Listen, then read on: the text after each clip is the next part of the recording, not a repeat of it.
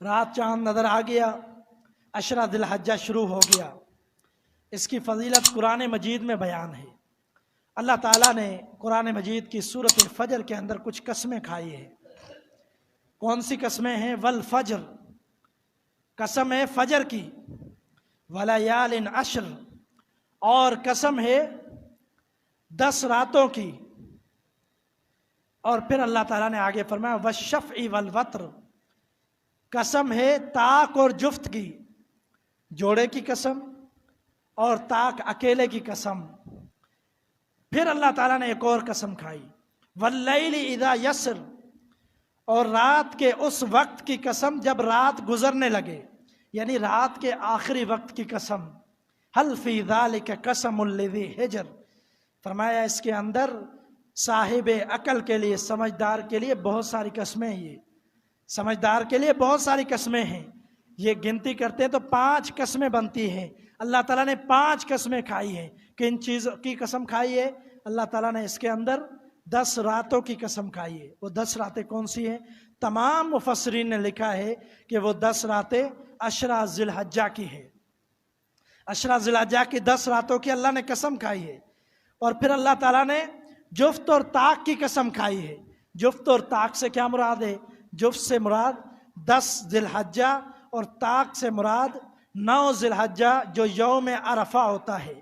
اللہ تعالیٰ نے ان 2 دنوں کی بھی قسم کھائی۔ یہ اللہ تعالیٰ نے قسم کھا کر ان کی فضیلت کو واضح کیا ہے کہ یہ 10 راتیں بھی بڑی عظیم ہیں، اور وہ 2 دن جو 9 اور 10 ذی الحجہ ہے یہ بھی بڑے عظیم ہیں۔ ان کی فضیلت قرآن سے معلوم ہوئی، اور نبی صلی اللہ علیہ وسلم کی سنت اور طریقہ صحابہ اکرام کا کیا ہے؟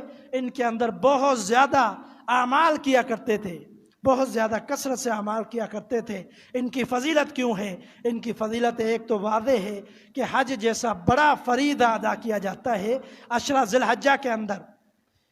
یہ حج دنیا کا سب سے بڑا اجتماع ہے۔ اتنا بڑا دنیا کے اندر کہیں اجتماع نہیں ہوتا، اور یہ اجتماع سب سے بڑا صرف اللہ کی رضا کے لیے ہوتا ہے، اللہ کو راضی کرنے کے لیے ہوتا ہے۔ اسی لیے اس کی فضیلت ہے۔ عشرہ ذی الحجہ کی ان 10 راتوں کی، ان کے اندر حج ہوتا ہے۔ اور دوسری بڑی بات یہ ہے کہ اس کے اندر قربانی کی جاتی ہے۔ 10 محرم الحرام 3 دن قربانی کے ہوتے ہیں۔ اس قربانی کو اللہ تعالیٰ کے لیے پیش کیا جاتا ہے، جس کے بارے میں اللہ تعالیٰ نے فرمایا کہ ہر امت میں اللہ نے فرض قرار دی قربانی، ہر امت کے لیے قربانی ہے۔ تو یہ قربانی کا جو انشاءاللہ وہ تذکرہ تو تفصیل سے اگلے جمعے میں ہوگا، تو قربانی کا بھی اس میں تذکرہ ہے، قربانی بھی ہوتی ہے۔ اس لیے یہ 10 راتیں بڑی فضیلت والی ہیں، 10 دن بڑے فضیلت والے ہیں۔ ان کے اندر اعمال کون سے کرنے چاہیے؟ ان کے اندر ہر قسم کے اعمال کے اندر پابندی کرنی چاہیے۔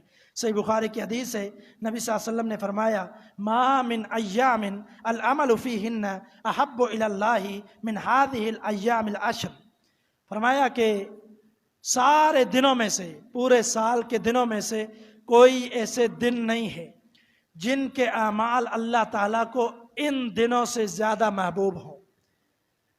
یعنی ان دنوں کے اندر جو اعمال کیے جاتے ہیں وہ اللہ تعالیٰ کو انتہائی محبوب ہیں۔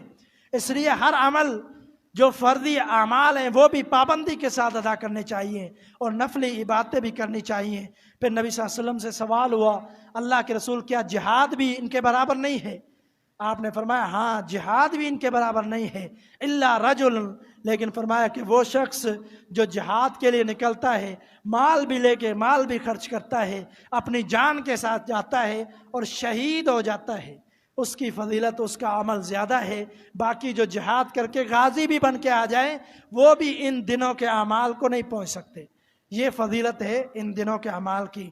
ایک اور حدیث نبی صلی اللہ علیہ وسلم نے ان کی فضیلت بیان کرنے کے بعد آپ نے فرمایا، مسند احمد کی حدیث ہے، فَأَكْثِرُوا فِيهِنَّ مِنَ التَّحْلِيلِ وَالتَّكْبِيرِ وَالتَّحْمِيدِ، فرمایا کہ یہ فضیلت سب سے زیادہ اللہ کو محبوب ہے ان دنوں کے اعمال۔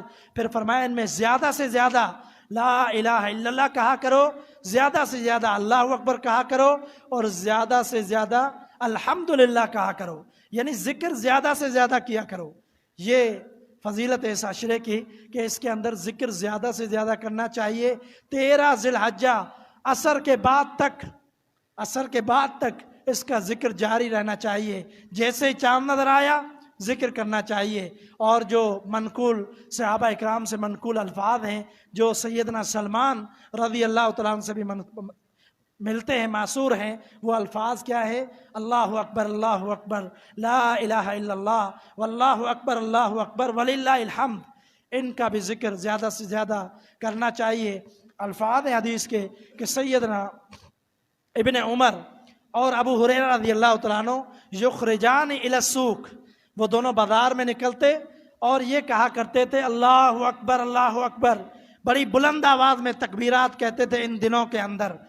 تو جب یہ تکبیرات کہتے تو لوگ بھی سن کر اللہ اکبر کہا کرتے تھے، جس کا مطلب ہے بلند آواز میں آتے جاتے مسجد کی طرف آئے یا اپنے کام سے جائیں، کچھ بلند آواز ہونی چاہیے تاکہ پاس میں اگر کوئی جانے والا ہے تو وہ بھی سن کر یہ تکبیرات کہے. یہ ماحول بنانا چاہیے ان 10 دنوں میں، کیونکہ یہ نبی صلی اللہ علیہ وسلم کی سنت ہے. نماز کے بعد اذکار کرنے کے بعد یہ تکبیرات کہنی چاہیے، اور ان دنوں کے اندر کثرت کے ساتھ یہ تکبیرات کہنی چاہیے. نفلی روزوں کا اہتمام کرنا چاہیے. نفلی روزے بھی بڑی فضیلت کے حامل ہیں، حتیٰ کہ نبی صلی اللہ علیہ وسلم نے فرمایا جو 9 ذی الحجہ کا روزہ ہے، اس روزے کی فضیلت یہ ہے کہ اللہ تعالیٰ اس کے بدلے 2 سالوں کے گناہوں کو معاف کر دیتا ہے. ایک روزے کی فضیلت 9 ذی الحجہ کا یوم عرفہ کا روزہ. تو ان دنوں کے اندر کثرت کے ساتھ اللہ تعالیٰ کی عبادت کرنی چاہیے. نفلی عبادت جس قدر عبادت ہو سکے کرنی چاہیے. سعید بن جبیر تابعی رحمہ اللہ کے بارے میں آتا ہے کہ وہ اپنے آپ کو ان دنوں کے اندر تھکا دیا کرتے تھے عبادت میں، بہت زیادہ اللہ کی عبادت کیا کرتے تھے. تو ان کے اندر دعائیں، اذکار، استغفار، روزے، نوافل، یہ سارے اہتمام کرنا چاہیے. اللہ تعالیٰ توفیق عطا فرمائے ہم سب کو کہ ان دنوں کو صحیح معنی میں سنت کے مطابق اللہ تعالیٰ کا ذکر کرتے ہوئے اور عبادت کرتے ہوئے گزاریں. اللہ تعالیٰ توفیق عطا فرمائے. وما علینا الا البلاغ المبین.